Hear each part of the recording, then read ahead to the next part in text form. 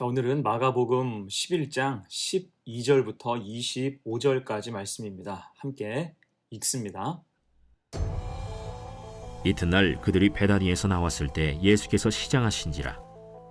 멀리서 잎사귀 있는 한 무화과 나무를 보시고 혹 그 나무에 무엇이 있을까 하여 가셨더니 가서 보신즉 잎사귀 외에 아무것도 없더라. 이는 무화과의 때가 아님이라. 예수께서 나무에게 말씀하여 이르시되 이제부터 영원토록 사람이 내게서 열매를 따먹지 못하리라 하시니 제자들이 이를 듣더라. 그들이 예루살렘에 들어가니라. 예수께서 성전에 들어가사 성전 안에서 매매하는 자들을 내쫓으시며 돈 바꾸는 자들의 상과 비둘기 파는 자들의 의자를 둘러 엎으시며 아무나 물건을 가지고 성전 안으로 지나다님을 허락하지 아니하시고 이에 가르쳐 이르시되 기록된 바 내 집은 만민이 기도하는 집이라 칭함을 받으리라고 하지 아니하였느냐. 너희는 강도의 소굴을 만들었도다. 대제사장들과 서기관들이 듣고 예수를 어떻게 죽일까 하고 꾀하니 이는 무리가 다 그의 교훈을 놀랍게 여기므로 그를 두려워함일러라. 그리고 날이 저물매 그들이 성 밖으로 나가더라. 그들이 아침에 지나갈 때 무화과 나무가 뿌리째 마른 것을 보고 베드로가 생각이 나서 여짜오되 라삐여 보소서, 저주하신 무화과 나무가 말랐나이다. 하나님을 믿으라. 내가 진실로 너희에게 이르노니 누구든지 이 산더러 들려 바다에 던져지라 하며 그 말하는 것이 이루어질 줄 믿고 마음에 의심하지 아니하면 그대로 되리라. 그러므로 내가 너희에게 말하노니 무엇이든지 기도하고 구하는 것은 받은 줄로 믿으라. 그리하면 너희에게 그대로 되리라. 서서 기도할 때 아무에게나 혐의가 있거든 용서하라. 그리하여야 하늘에 계신 너희 아버지께서도 너희 허물을 사하여 주시리라. 무화과의 교훈이란 제목으로 말씀 증거합니다. 어제 본문에서 예수님은 예루살렘에 입성하셨어요. 굉장히 상징적이고 의미 있는 장면입니다. 만왕의 왕이며 메시아이신 주님께서 입성하셨다. 자, 이때 우리는 어떤 그림을 상상할 수 있을까요? 굉장히 거대하고 화려한 개선을 기대하는 것이 마땅하죠.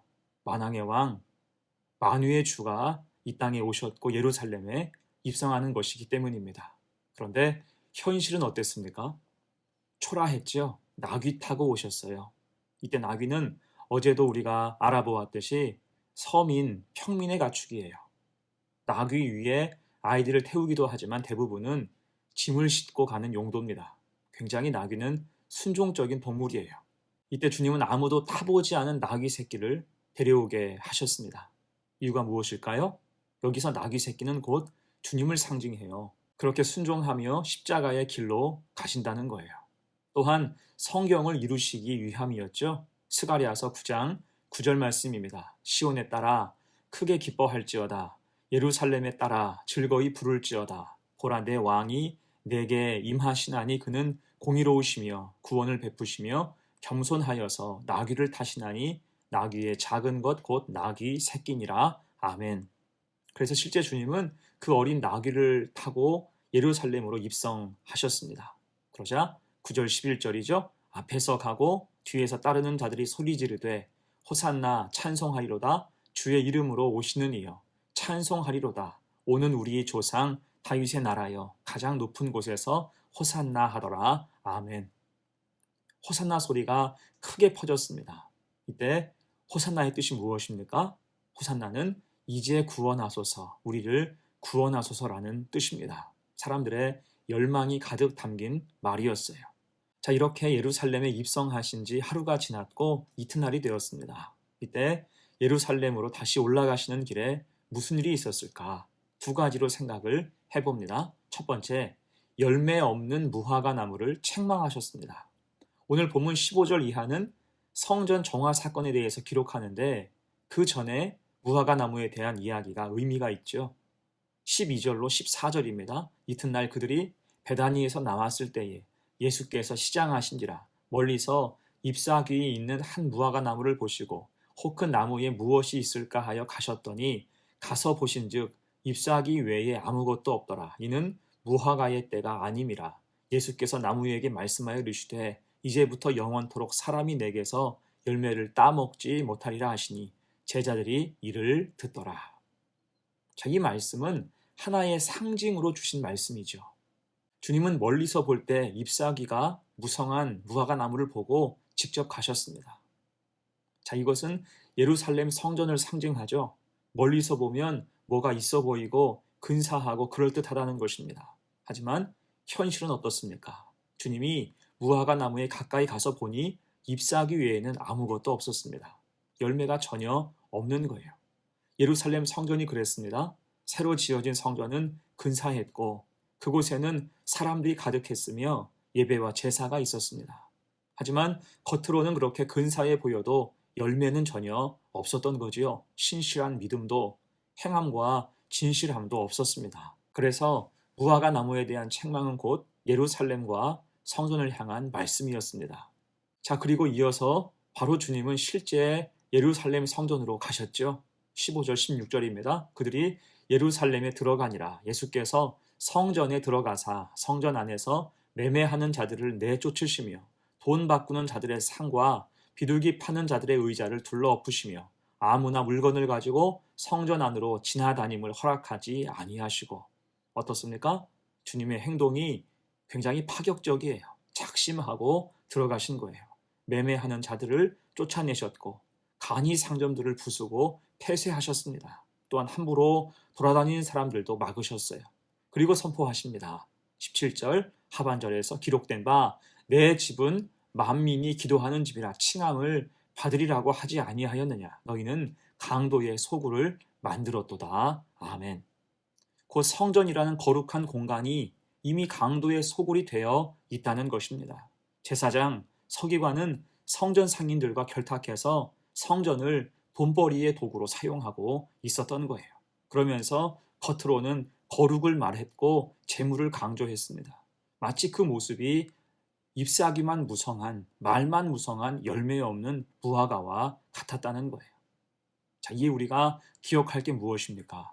주님은 겉모양이 아니라 우리의 중심을 보신다는 거지요. 이에 우리도 열매 없는 무화과 나무와 같은 모습이 있지 않나 돌아봐야 할 것입니다. 대충 겉모양으로 혹은 입으로 말로 때우는 것이 습관될 때 우리 믿음도 정화의 대상이 될 수 있다는 거예요. 이를 기억해서 늘 신실하게 믿음의 길을 나아가는 복된 성도가 되시기를 간절히 축원합니다. 아멘. 두 번째예요. 본문의 1 두 번째, 무화과 나무가 실제로 말라버렸습니다. 이제 주님은 성전 정화를 마치시고 성 밖에서 유하셨다가 이튿날 다시 무화과 나무 앞을 지나게 되었어요. 이때 놀랍게도 무화과 나무는 뿌리채 말라 있었습니다. 이에 베드로가 말합니다. 21절 베드로가 생각이 나서 여짜오되 라삐여 보소서 저주하신 무화과 나무가 말랐나이다. 어제까지 싱싱했던 나무가 다 말라 있었던 거예요. 상식적이지 않은 장면이죠. 흔히 식물은 동물과 달라서 서서히 죽습니다. 근데 이 무화과 나무는 당장 죽어 있는 거지요. 이를 보시며 주님은 다른 언급 없이 이렇게 말씀하셨습니다. 22절 예수께서 그들에게 대답하여 이르시되 하나님을 믿으라. 아멘. 단 하나 믿음을 강조하셨어요. 무슨 뜻일까요? 사실 어제 무화과 나무를 책망하실 때 제자들은 모두 무신경하게 들었습니다. 전부 대충 듣고 그렇게 말씀하신 뜻을 전혀 이해하지 못했어요. 하지만 이제 선명해졌죠? 이 일을 경고로 삼으라는 것입니다. 지금 나무에게 하룻밤 사이에 일어난 일이 예루살렘과 성전에도 똑같이 일어날 수 있다는 것입니다. 자, 그래서 이 일을 통해서 성도가 가져야 되는 생각이 무엇일까요? 믿음을 가지고 신실하고 진실하게 살아야 한다는 것입니다. 잎사귀만 무성한 나무는 일종의 기만이죠. 아무 능력이 없습니다. 대신 능력은 무엇입니까?